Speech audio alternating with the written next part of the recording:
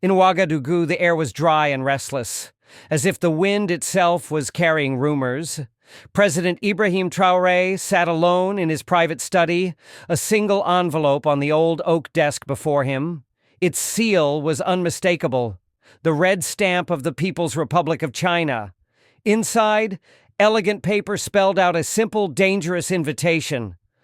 President Xi Jinping requests your presence in Beijing. Urgent talks. Mutual benefit. Mutual benefit? Traoré nearly laughed. In his experience, such words from great powers always meant one thing. They benefit. Africa pays. Still, ignoring China's hand wasn't an option. Burkina Faso's economy was fragile, its mines eyed by hungry eyes in Paris, Washington, and now Beijing. He stood, flicked ash from his cigarette, and murmured to himself, "Let's see how far the dragon will bend before it tries to break me." A week later, a Chinese government jet cut through the early morning clouds, carrying Traoré and a tight circle of his most trusted aides. Inside, the atmosphere was tense but controlled. Diallo, his Minister of Security, leaned in close. "Mr. President, are you sure this is wise? Beijing doesn't invite. They command." Traoré didn't look up from his notes. "That's why we go. To remind them Burkina Faso bows to no one. Not Paris, not Washington, not Beijing." Through the small window, the endless sweep of Central Asia blurred past. Below lay nations once devoured by great powers, now bound again by silk roads of debt and dependence. In his breast pocket, Traoré carried a single photograph, his mother, standing barefoot in the dust, smiling, a reminder of what he was fighting for. As the plane banked for descent, the radio crackled. "Welcome to Beijing, President Traoré. A car awaits. President Xi expects you for dinner." Traoré whispered to himself, "Then let the dragon dine." Beijing's air was crisp and cold that evening.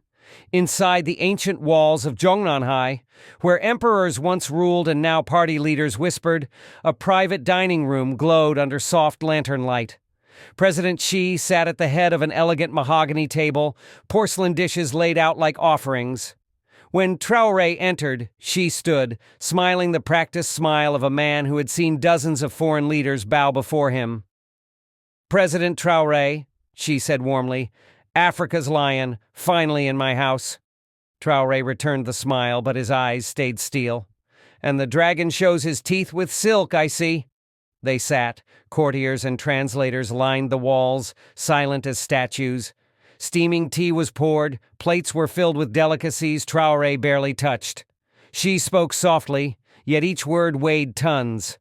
"Burkina Faso can be rich, powerful, if you align your mining rights, your infrastructure contracts, your military alliances with us. No more Paris, no more Washington headaches, one friend, one road." Traoré sipped his tea, his mind already counting the cost. And the traps. The dinner stretched into late hours, every toast and polite chuckle a battle of hidden knives. She leaned in, voice low, as if sharing a secret. "President Traoré, your country has gold, uranium, fertile land, but so many enemies. Terrorists in the north, rebels in the west, French spies everywhere. We can help you. Security, technology, even a satellite over Ouagadougou. No more American drones watching your skies." Traoré's face stayed calm, but inside he felt the chill of invisible chains tightening. In that room of jade walls and ancient scrolls, he realized the dragon offered safety. In exchange for a leash around his people's future, he set his cup down firmly. "Mr. President Xi, I appreciate China's help, but Burkina Faso does not trade its spine for highways and loans." Xi's smile barely twitched, but his eyes hardened. Just a flicker. The room went still. Even the translators dared not breathe too loudly. Traoré knew he had just poked the dragon's pride. And dragons remember. Later that night, back in his guarded Beijing guest residence, Traoré sat by the window overlooking the Forbidden City's rooftops. The silence pressed in, thick with unspoken threats. Diallo knocked once, then entered, whispering urgently, "Sir, our local staff intercepted chatter. Your motorcade tomorrow is a trap. They plan to detain you under security pretenses, force you to sign the mining agreements." Traoré didn't flinch. He had expected a velvet threat, not open coercion on Chinese soil. He stood and walked to a polished mirror, staring at his own tired eyes. "They think an African president alone in Beijing is a lamb. Let's show them the lamb has fangs." Diallo hesitated, lowering his voice. "Should I alert the embassy, request extraction?" Traoré's answer was a quiet growl. "No. We fly out by dawn. No signatures, no chains, and if they block us—" He loaded a hidden pistol from his luggage, an old habit from his rebel days. "Then we teach the dragon to fear the lion." Before sunrise, Beijing streets lay under a ghostly mist. Traoré's convoy, 3 black sedans flanked by hired Chinese security, rolled quietly toward the private airport hangar. Diallo sat stiff beside him, clutching a secure radio. "Our pilots confirm the jet is fueled and ready, but Chinese police have set up an inspection checkpoint on the final gate. They'll stall until Xi's men arrive." Traoré cracked the window, letting the icy air hit his face. Somewhere deep inside, he felt that familiar adrenaline, the same edge that once kept him alive in desert ambushes against well-armed militias. "Tell the drivers to stay calm. When I say go, we don't stop." The radio buzzed again. Foreign agents were closing in, camouflaged as regular officers. At the last intersection, red and blue police lights flared through the fog. Loudspeakers barked orders in Mandarin. "Stop the vehicles! Step out for inspection!" Diallo's voice trembled. "Orders, Mr. President!" Traoré's hand rested on his concealed pistol. He looked ahead at the barrier, then back at Diallo. "Orders? There's only one tonight. Drive. Through. Them." Tires squealed as the lead sedan lunged forward, smashing through the flimsy barricade. Sirens wailed behind them, but Traoré's convoy didn't slow. Diallo clutched the door handle as gunshots cracked through the morning haze. One window shattered, spraying glass across the president's jacket. Traoré barked over the chaos. "Tell the pilot to start the engines now! Wheels up in 5 or we die on this tarmac!" As they skidded through the last checkpoint, armed guards scattered. In the distance, Traoré glimpsed the faint outline of his government jet, engines whining, wings glistening under floodlights. 2 more black SUVs appeared behind them, headlights blinding. Diallo fired his sidearm out the back window, praying more than aiming. Traoré's driver shouted, "Sir, the gate is locked!" The president leaned forward, voice ice cold, then hit it harder. Steel crumpled, sparks flew, and suddenly they were roaring across the runway, freedom within reach. Behind them, the dragon soldiers scrambled to catch up, but it was too late. The jet door swung open while the engines howled louder than the sirens behind them.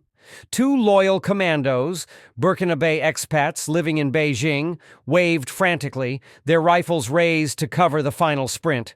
Traoré jumped out of the battered car before it fully stopped. He grabbed Diallo by the arm. "Move! Leave the cars! Save yourselves on the plane!" Gunfire sparked off the tarmac. A stray bullet nicked Traoré's shoulder, ripping his suit but missing bone. He barely flinched, shoving Diallo up the stairs first. Inside, the pilot's voice shouted from the cockpit, "Mr. President, we have clearance. Barely! We go now or never!" Traoré turned at the top of the stairs, and for a single heartbeat, he stared back across the airfield. Red and blue lights, Chinese soldiers, shadows in the fog. He whispered, almost to himself, "You tried to chain us, but the lion does not bow." Then he ducked inside, slammed the hatch, and the engines roared them skyward, into a dawn no dragon could hold. 30,000 feet above hostile airspace, Ibrahim Traoré sat in the quiet hum of his government jet's cabin. A medic wrapped a bandage around his shoulder while Diallo slumped across from him, still catching his breath. Outside the window, the first rays of sunlight painted the clouds in streaks of gold and blood red. It looked exactly how Traoré felt, wounded but undefeated. Diallo finally spoke, voice raw. "Mr. President, we made it. But China, Beijing won't forget this." Traoré leaned back, eyes hard but alive. "Good. Let them remember the taste of an African who said no." He gestured for Diallo's satellite phone. A secure line connected him straight to Ouagadougou's national broadcast office. When the sleepy radio operator answered, Traoré's voice was steel. "Patch this live to every frequency. My people deserve to hear it now." Seconds later, across villages and cities, crackling speakers carried his words. "Burkina Faso will not be bought. Not by Europe, not by America, not by China. We stand alone if we must, because we stand free." In the cockpit, the pilot smiled, banking westward, bringing Africa's lion home. Hours later, Traoré's jet touched down on Burkinabe soil under a blistering afternoon sun. The tarmac was crowded. Soldiers, ministers, villagers, and foreign journalists pressed behind barricades, shouting his name like a war chant. Despite the bandage peeking through his torn suit, Traoré walked down the stairs unaided, each step a message. "I am not your puppet. I am your shield." Diallo whispered at his side, "Sir, the world is waiting for your next move." Traoré paused before the microphones, sweat and dust clinging to his brow. He raised his hand and the noise fell to a tense hush. "They tried to cage the lion at midnight, far from his home," he roared, voice booming across the runway and beaming into 1,000 radios. "They thought money, highways, and threats could bend our backs. They were wrong." Behind him, loyal soldiers lifted the flag of Burkina Faso high against the wind.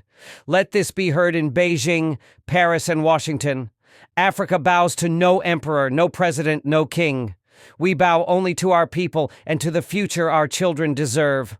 The crowd erupted. Cameras flashed. Somewhere far away, powerful men clenched their fists. But in Ouagadougou, the echo rose. "Long live the lion." Tonight, we didn't just see a president fight for a signature or a contract. We witnessed the roar of a nation that refuses to kneel, no matter how powerful the dragon waiting at its gates. Ibrahim Traoré faced a choice in Beijing: accept golden chains or risk everything to stay free. He chose risk, he chose defiance.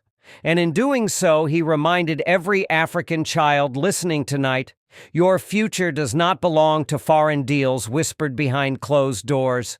It belongs to you. As long as men like Traoré stand their ground, the lion will never bow to the dragon or to anyone else. Thank you for watching The Untold State. If you believe Africa's story must be told by Africa's own voice, like, share, and subscribe. And remember, some truths can't be bought no matter how much gold they offer. Disclaimer: this video contains fictional content generated with the assistance of AI. It is not a real event and should not be interpreted as factual or representative of any individual's actual behavior. Viewer discretion is advised.